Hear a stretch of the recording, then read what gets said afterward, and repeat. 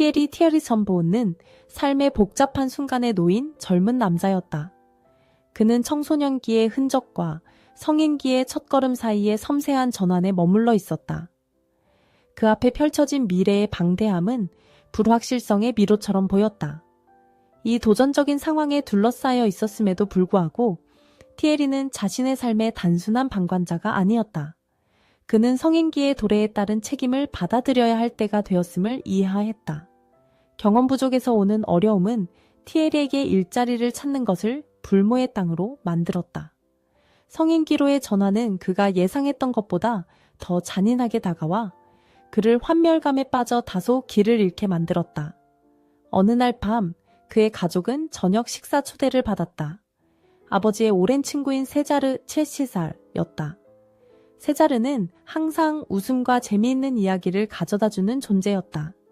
그는 활발한 성격과 편안한 성격으로 잘 알려져 있었다.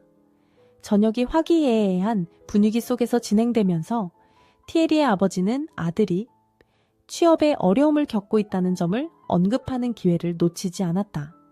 시내에서 가장 큰 공장 중 하나에서 유지보수 책임자로 일하는 세자르는 티에리에게 자상한 미소를 지으며 최근에 한 젊은이가 새로운 기회를 찾아 떠난 덕분에 보조 업무 자리가 생겼다는 소식을 전했다. 그리고 마치 운명의 손길처럼 세자르는 그 자리를 티에리에게 제안했다. 티에리는 그 기회를 놓치지 않았다. 그는 즉시 받아들였고 이것이 자신의 직업 세계로의 진입 기회라고 느꼈다. 새 직장에서의 첫 며칠은 순탄치 않았다. 티에리는 그 역할이 처음에 상상했던 것보다 더 많은 것을 요구한다는 것을 곧 깨달았다. 경륜 있는 자세와 세심한 안목을 지닌 세자르는 모든 종류의 문제를 해결하도록 티에리를 이끌며 지도자로서 곁에 있었다. 요구되는 일들은 다양하고도 다채로웠다. 나간 정우를 교체하는 단순 작업에서부터 장비의 소규모 수리에 이르는 복잡한 작업까지 티에리는 책임의 소용돌이에 휩싸였다. 그 공장은 끝없는 복도와 웅장한 기계들로 가득 차 있어서 그가 이제 막 해독하기 시작한 미로처럼 보였다. 회사는 단순한 직장일 뿐만 아니라 지속적인 학습의 환경으로 자리 잡았다. 개인 및 직업 발전을 위한 인센티브도 훌륭했다. 티에리는 이 기회를 최대한 활용해 강의와 훈련 세션에 참여하며 자신의 기술을 연마하고 분야의 전문성을 갖추는 데 힘썼다. 나날이 쌓여주가 되고 주는 달이 되면서 티에리는 모든 지식을 흡수했다. 시간이 흐르면서 티에리의 이야기는 새로운 장을 더하게 되었다. 그는 더 이상 경험 없는 보조 직원이 아니었고 유지보수 부서의 필수적인 직원으로 변모했다. 회사에서 경력을 쌓기 위해 몇 달간 지칠 줄 모르는 헌신 끝에 티에리는 마침내 그의 노력이 결실을 맺는 것을 보게 되었다. 이제는 이러한 성취를 축하하고 잠시 멈추어서 기쁨을 누릴 때였다. 친구의 초대가 신선한 공기처럼 찾아왔고 편안한 환경에 빠져들 수 있는 기회였다. 그 파티는 세련된 해변 레스토랑에서 열릴 특별한 행사로 약속되어 있었다. 티에리는 그 초대를 받아들였다. 이제는 여가와 사회적 교류의 순간을 자신에게 허용할 때였다. 파티의 밤, 티에리와 그의 친구들은 장소에 입장했고 곧 해변 테마로 장식된 환경에 흠뻑 빠져들었다. 활기찬 색깔과 전염성 있는 에너지가 가득했다. 무대에서는 현재 인기 있는 곡을 연주하는 라이브 밴드의 비트에 맞춰 많은 젊은이들이 동기화되어 춤을 췄다. 그 주위의 모든 사람이 파티를 즐기는 것처럼 보였지만 티에리는 자신이 다른 공간에 있음을 깨달았다. 그의 마음은 항상 목표와 전문적 성장 계획에 집중하여 끊임없이 움직이는 데 익숙해 있었다. 파티의 흥분 속에서도 그는 자신의 목표에 대한 생각이 계속해서 맴도는 것을 막을 수 없었다. 그는 주변을 둘러보면서 깨달았다. 그는 신체적으로는 파티에 참석하고 있었지만 그의 마음은 다른 곳에 있음을 한숨을 쉬며 티에리는 평화로운 순간이 필요하다는 것을 깨달았다. 그는 파도가 조용히 모래를 두드리는 해변 쪽을 바라보았다. 해변을 따라 걸으며 그의 생각은 움직임을 스쳐 지나가 안겼다. 젊은 여성이 모래 위에 쪼그리고 앉아 무언가를 주의 깊게 살펴보고 있었다. 티에리는 그녀를 놀라게 하고 싶지 않아 조용히 다가갔다. 그러나 그가 본의 아니게 소음을 냈을 때 소녀는 놀란 표정으로 돌아보았다. 갑작스러운 등장에 당황한 티에리는 수줍게 웃으며 사과했다. 그는 자신을 소개했고 젊은 여성도 친근한 미소로 자신을 줄리아 차엔라고 소개했다. 그녀는 파티에 참석했지만 해변을 산책하러 나왔다가 실수로 반지를 모래에 떨어뜨렸다고 설명했다. 티에리는 즉시 줄리아와 함께 잃어버린 반지를 찾기 시작했다. 두 사람의 손이 소중한 물건을 찾기 위해 모래를 파헤칠 때 그들 사이의 대화는 자연스럽게 흘러갔다. 때때로 그들의 손가락이 거의 본의 아니게 닿기도 했다. 그러나 철저하고 단호한 검색 후 두 사람은 패배를 인정해야 했다. 반지는 모래의 광대함 속에서 완전히 사라진 것처럼 보였다. 그럼에도 불구하고 이 겉보기에 패배한 순간은 그들의 순간의 에너지를 줄이지 않았다. 두 청년 간의 대화는 계속해서 자연스럽게 흘러갔고 그들을 시간의 의미조차 잃어버리게 만들었다. 마법 같은 분위기는 줄리아의 친구들이 도착하면서 끊기게 되었다. 줄리아, 우리는 너를 찾고 있었어. 이제 가야 해. 친구들이 말했다. 밤이 깊어가는 현실로 돌아온 것이다. 헤어지기 전에 그 밤이 특별한 연결을 만들었다는 것을 인식한 티에리와 줄리아는 서로의 전화번호를 교환했다. 줄리아가 걸어가다가 그녀는 마지막 순간의 충동을 느꼈다.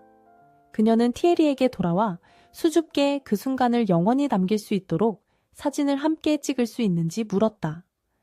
두 사람은 얼굴이 거의 가까워지며 더 가까이 다가갔다. 줄리아는 휴대폰으로 그 순간을 포착했다. 티에리와 줄리아는 카메라를 향해 미소를 지었지만 그들의 눈에는 무언가 더 있었다. 줄리아가 떠난 직후 티에리도 밤을 끝낼 때가 되었다고 느꼈다. 이런 생각을 품고 그는 친구들이 아직도 축하하며 재미있게 놀고 있는 파티 장소로 돌아갔다. 파티로 돌아가던 중 그는 해변을 마지막으로 스치듯 바라볼 때 모래 속에서 무언가 반짝이는 것을 발견했다. 그의 눈은 작고 반짝이는 물체에 고정되었다. 그는 다가가면서 그것이 무엇인지 깨달으며 그의 심장이 약간 빨리 뛰기 시작했다. 그것은 바로 줄리아의 반지, 그들이 그렇게도 열심히 찾았던 같은 반지였다.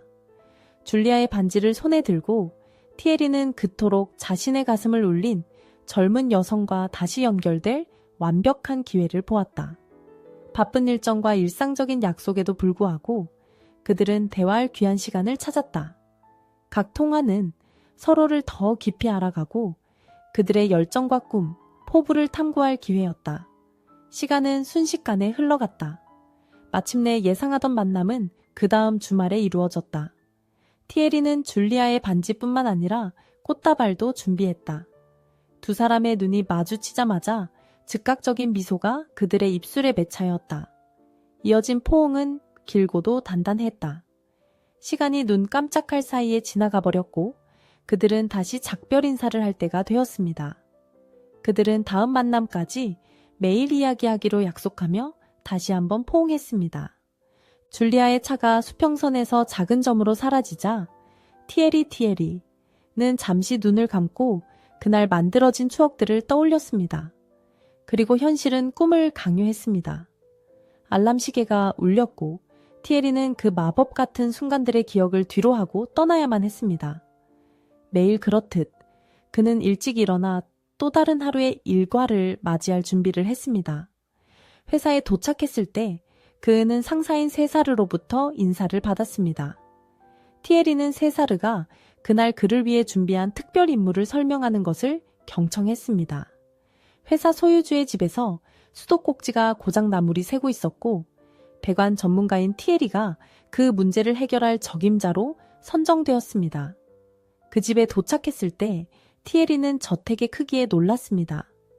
그것은 우아함과 부유함이 넘쳐흐르는 인상적인 건물이었습니다. 입구에서 자신의 신분을 밝히자 그는 문제가 있는 위층으로 안내받았습니다. 누수로 문제가 발생하고 있는 집의 방 중 하나로 그는 안내받았습니다. 티에리는 호화로운 환경을 의식하고 조용히 방에 들어갔습니다. 문제의 수도꼭지가 있는 화장실로 바로 향했습니다. 어느 정도 시간이 지나고 티에리는 마침내 수도꼭지를 고치는 데 성공했다. 누수는 멈췄고 물소리도 사라졌다. 수리를 마치고 스위트를 떠나려고 할 때 예상치 못한 것이 그의 주의를 끌었다. 침대 옆 가구 위에 조심스레 액자에 넣어진 사진이 있었는데 그 자신이었다. 그것은 그가 줄리아와 바닷가에서 처음 만났을 때 찍은 사진이었다. 놀라움과 당혹감이 그를 휩싸았다. 그가 만났던 매력적인 여성, 그리고 특별한 순간들을 함께 나눴던 줄리아가 아마도 이 저택의 주인의 딸일 것이다. 티에리는 급히 스위트를 빠져나와 계단을 내려갔다. 그곳에서 줄리아와 마주칠 위험을 피하고 싶었다. 그는 작업복을 입고 이 집의 웅장함과 상황 앞에 서 있기에 어색하게 느꼈다. 회사로 돌아가는 길에 티에리는 자신의 생각에 잠겼다. 그는 항상 서로의 사회적 지위에 차이가 있다는 것을 알고 있었지만 이러한 차이가 이토록 클 줄은 상상하지 못했다. 운전 중 티에리는 줄리아와의 추억을 되새겼다. 그는 처음부터 그녀에게 자신의 노동자 신분을 숨기지 않았다고 깨달았다. 그들이 나눴던 대화, 웃음, 그리고 그녀가 항상 진심으로 자신에게 관심을 보였던 기억들을 떠올렸다. 이러한 기억은 그에게 위안을 주었다. 그는 중요한 고려사항이 있다는 것을 알고 있었다. 그녀가 회사 사장의 딸일 가능성. 그러나 그의 생각을 정리하면서 그를 안심시키는 무언가를 알아차리기 시작했다.